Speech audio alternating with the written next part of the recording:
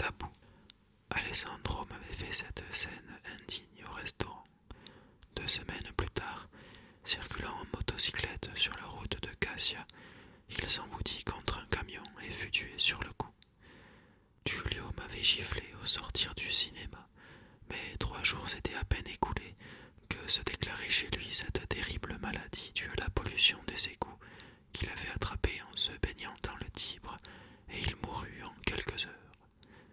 Raymond m'avait traité de vilain singe, de nigaud et d'arriéré en pleine rue Ripetta, mais en tournant la rue de Lois, il glissa sur une épluchure et se cassa le col du fémur. Mario avait fait à mon adresse un geste obscène à la partie de football, mais, presque sur le champ peut-on dire, il s'aperçut que l'on venait de lui faucher son portefeuille dans sa poche. Ces 4 cas, et d'autres encore que je ne mentionne pas pour ne pas être monotone, m'avaient convaincu, cette année-là, qu'une force mystérieuse me protégeait, laquelle faisait disparaître, ou punissait tout du moins, quiconque était contre moi. Remarquez qu'il ne s'agissait pas de jettature. Le jettator nuit sans motif, au hasard, jetant ses mauvais sorts autour de lui un peu comme l'arroseuse municipale répand l'eau en attrape qui passe. Non, je sentais que tout en n'ayant rien pour moi, ni beauté, ni vigueur, ni richesse, je suis simple commis dans un magasin de tissus, ne possédant aucun don particulier, j'étais néanmoins protégé par une force surnaturelle qui permettait à personne de me faire du tort impunément. Présomption, direz-vous. Expliquez-moi alors, je vous prie, le pourquoi de ces maux et malheurs survenant à tous ceux qui m'étaient contraires. Expliquez-moi pourquoi, si je me trouvais en difficulté et invoquais précisément cette force, elle répondait aussitôt à mon appel, comme un petit chien, et punissait l'imprudent qui avait osé se dresser contre moi. Expliquez-moi enfin. Mais passons, qu'il vous suffise de savoir que, à cette époque, je m'étais fourré dans la tête que, comme par enchantement, j'étais devenu invulnérable. Un jour de l'été, nous décidâmes, Grazia et moi, d'aller passer le dimanche à Ostie. Nous étions 3 employés au magasin, Grazia, moi et un nouveau nommé Hugo. Un type, ce dernier, qui ne me plaisait guère, grand, athlétique, sûr de lui, avec une figure de pugiliste, nez aplati et mâchoire saillante.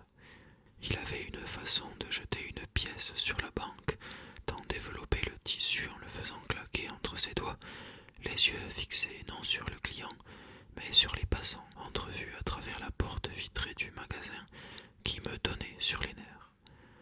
Et quand un acheteur exprimait quelque incertitude, au lieu de chercher à le persuader, il employait la manière forte. Je veux dire qu'il se renfermait dans un silence méprisant et désapprobateur, ou bien il laissait tomber sèchement. Madame a besoin d'un article plus ordinaire, et allait remplacer la pièce. Il s'efforçait en somme d'intimider le client, et en effet, presque toujours celui-ci le rappelait, contrit, réexaminant l'étoffe et en faisait l'acquisition. Moi, chaque fois que je voulais l'imiter, peut-être parce que je n'ai pas l'allure physique et l'impertinence d'Hugo, je m'entendais traiter de mal élevé, la direction ferait bien de me licencier, et autre chose du même genre. C'est pourquoi, après quelques tentatives infructueuses, j'étais revenu à ma manière, qui était au contraire déférente, complimenteuse, onctueuse, toute d'insinuation et de complaisance. Hugo ne plaisait pas à Grazia, tout du moins me l'avait-elle dit bien des fois. Celui-là, oh, quelle horreur, on dirait un nègre. Mais quand nous nous fûmes mis d'accord pour Ostie, et qu'Hugo, s'approchant de nous en demandant de son ton arrogant « Que faites-vous de beau dimanche ?» elle répondit aussitôt frétillante, souriante, toute gonflée de coquetterie. « Pourquoi ne viendriez-vous pas avec nous, Hugo ?» Vous imaginez s'il accepta. Il dit même avec un air protecteur qu'il s'arrangerait pour amener une jeune fille. Ainsi, chacun de nous aurait la sienne. Mais il le dit d'une façon qui me surprit, comme s'il s'entendait que sa compagne serait Grazia, et qu'il emmènerait l'autre pour moi.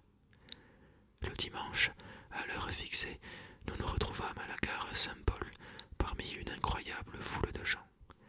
Grazia inaugurait une robe neuve, d'un bleu qui seyait à ses cheveux blonds. Moi, j'étais chargé de paquets, ayant fait les achats pour la collation. Hugo avait l'air d'un freluquet avec son costume gris très pâle. Et puis il y avait la jeune fille qui l'avait amené, une certaine Clémentine. Le soupçon que j'avais eu au magasin ne tarda pas à se confirmer car Hugo, d'autorité, prit le bras de Grazia et s'adressant à Clémentine et moi, «Et vous autres, n'allez pas vous égarer dans les petits coins, faites attention de ne pas nous perdre de vue au moment du départ.» Grazia riait et, toute joyeuse, se serrait contre lui. Je regardais Clémentine. Elle était tout à fait ce qu'il fallait pour moi, d'après, bien entendu, l'idée qu'Hugo se faisait de ma personne. Une bonne fille blanche et grasse, avec un visage inexpressif, bovin, comme ses flancs d'ailleurs et toute son allure. Il ne lui manquait qu'une cloche au cou. Elle me dit avec un sourire, en regardant Grazia et Hugo, comme on voit que ces deux-là s'entendent bien ensemble. C'était sans doute une invitation à en faire autant. Je répondis au contraire, acide, me tenant à distance. Ah, mais c'est vrai, voyez-vous ça, dire que je ne m'en étais pas aperçu. Le train arriva et Hugo, naturellement, fut le premier à monter, je ne sais comment, à travers la foule hurlante qui se bousculait. Et il fut aussi le premier à montrer sa figure antipathique à la fenêtre en nous criant « J'ai 4 places, venez, montez comme vous pouvez. » Nous grimpâmes, nous nous assîmes les uns en face des autres, et le train partit. Pendant tout le trajet, je puis dire que je ne quittais pas le couple des yeux. C'était plus fort que moi. Hugo s'était tout à fait emparé de Grazia, et tantôt lui parlait à voix basse, la faisant rire et rougir, tantôt, sans avoir l'air de rien, osait quelques menues caresses. Grazia, en vraie effrontée qu'elle est, se tortillait comme une anguille et se frottait contre lui. Mais ce qui me froissait le plus, c'était de voir qu'il se comportait comme si je n'avais pas été là, ignorant ma présence. Si au moins pour me venger d'Hugo, j'avais pu me rattraper avec Clémentine. Mais outre qu'elle ne me plaisait pas, elle ne semblait nullement désirer que je lui fasse la cour. Elle somnolait, le cou renversé en arrière, la bouche ouverte, les mains sur ses genoux.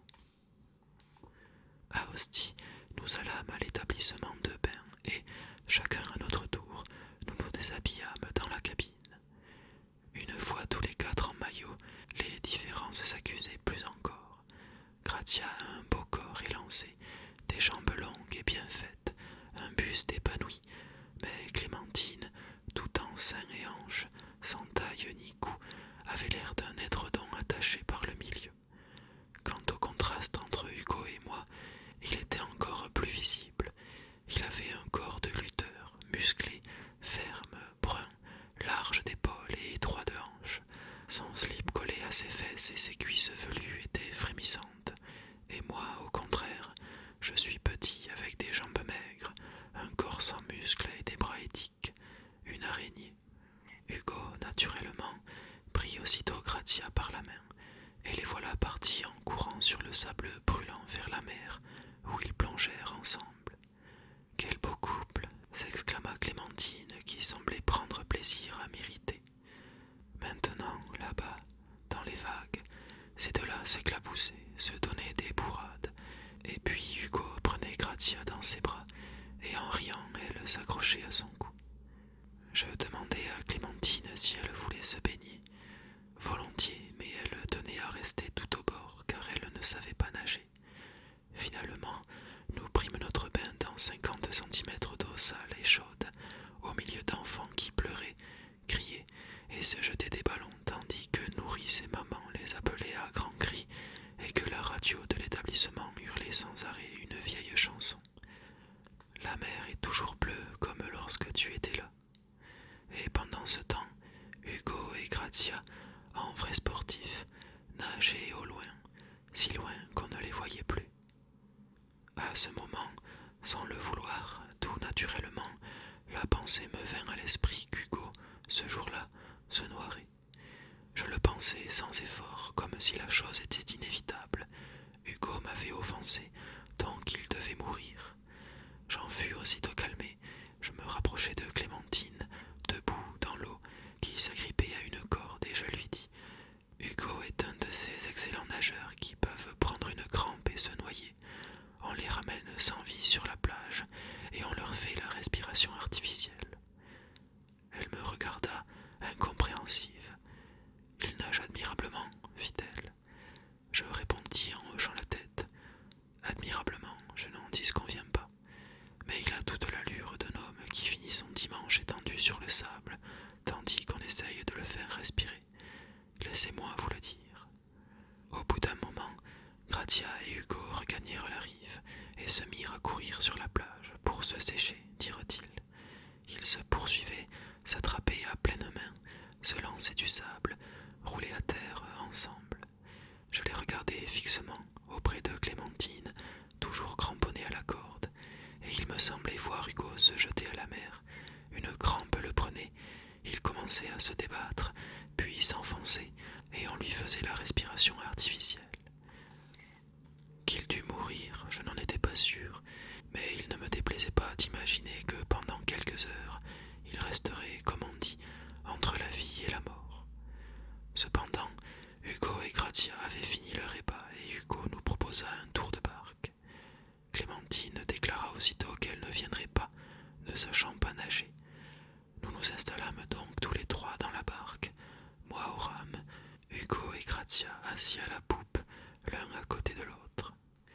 Je ramais lentement sur cette mer calme et endormie, sous le soleil ardent, les yeux fixés sur eux, espérant presque que toute la rancœur dont mon regard était chargé leur ferait honte et les rendrait plus discrets. Peine perdue, comme dans le train ils continuaient à se lutiner, ne se gênant pas plus que si j'avais été un simple rameur. Hugo, voulant même souligner la chose, me dit d'un ton burlesque: Si cela ne vous ennuie pas, mon brave homme, ramez donc avec la gauche, sans quoi nous allons nous heurter contre ce pédalo. Cette fois je perdis patience et répondis: Dis donc, Hugo, personne ne t'a jamais dit que tu es mal élevé. Il se redressa. Quoi? En accentuant le OI, comme pour dire: Qu'entends-je? Je repris tout en ramant: Oui, mal élevé et incapable, on ne te l'a jamais dit. Mais quelle mouche de pique, dit-il en haussant la voix. Je dis, continuai-je froidement, que tu es un grossier personnage. Tu entends ce que tu dis? Parfaitement, un grossier personnage et un voyou. Ah, doucement, avec moi, tu sais, on ne plaisante pas. Et ce disant, il se leva et me frappa d'un coup violent à la poitrine. Je lâchai mes rames, me levai à mon tour et voulus lui rendre le coup. Mais, d'un geste prompt, il me saisit le poignet qu'il serra entre deux doigts de fer. Nous luttions maintenant, debout dans la barque, tandis que Gratia, assise, poussait des cris stridents et nous suppliait de cesser. À un mouvement plus violent, la barque étroite et plate se retourna et nous fûmes tous jetés à l'eau. Nous étions loin de la rive, et je jure qu'en tombant à l'eau, je pensais, satisfait, maintenant il va prendre une crampe et enfoncer, et mourir comme Alessandro et Giulio. En attendant, la barque s'en allait la quille en l'air, les rames flottant sur l'eau, et nous trois, nous revenions à la surface en nageant. Imbécile, me cria Hugo. Gratia nageait sans se préoccuper de rien en direction de la plage. Imbécile, toi aussi, et canaille en même temps, criai-je. Déjà, Hugo ne prêtait plus attention à moi et nageait pour rejoindre Gratia. Je fis de même, pensant toujours à cette fameuse crampe qui devait sous peu le faire couler à pic, quand soudain j'éprouvai une douleur aiguë dans tout le côté droit, de l'épaule au pied, et je compris que la crampe, c'était moi et non lui qui était en train de la prendre. Cela dura une seconde, mais ce fut suffisant pour que je perde la tête. La douleur ne cessait pas, je commençai à me débattre. Le souffle me manquait, j'éprouvais une peur terrible. Je poussai un cri et l'eau entra dans ma bouche. Je hurlai « Au secours !» et de nouveau j'avalai de l'eau. J'enfonçai, revenais à la surface, appelai encore à l'aide, recommençai à couler et à chaque fois je buvais. Je me serais noyé en somme si finalement une main ne m'avait saisi par le bras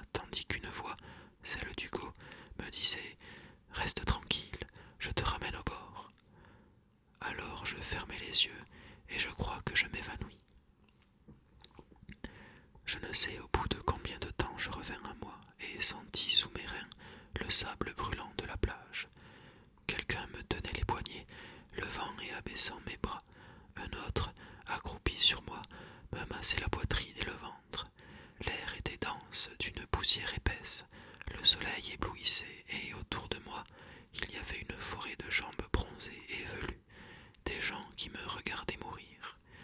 J'entendis une voix dire « Pour moi, c'est fini », et une autre « Ils font les malins et puis voilà, ils enfoncent ». Je me sentais tout gonflé d'eau, la tête lourde et mes deux bras continuaient à se lever et s'abaisser comme si j'étais un soufflet. Alors, la rage monta en moi et je dis en essayant de me dégager « Laissez-moi donc, allez au diable !» et je m'évanouis de nouveau. Je ne vous dirai plus rien de ce jour maudit, mais une semaine après, au magasin, pendant une absence d'Hugo, Grazia me dit à mi-voix « Sais-tu pourquoi, dimanche dernier, à Ostie, tu as failli te noyer ?»« Non, pourquoi ?» C'est Hugo qui me l'a expliqué. Il dit qu'une force mystérieuse le protège. Si quelqu'un se met contre lui, cela peut lui coûter la vie. En somme, il dit qu'il est tabou. Mais pourrais-tu me dire ce que cela veut dire, tabou ? Tabou, répondis-je après un moment d'hésitation, signifie qu'une personne ou une chose est sacrée. Elle ne dit rien car à ce moment, Hugo s'approchait portant dans ses bras une pièce de cotonnade. Il la déplia avec le claquement habituel, tout en disant « Voilà ce qu'il vous faut, madame. » Au regard de Grazia, je compris qu'elle était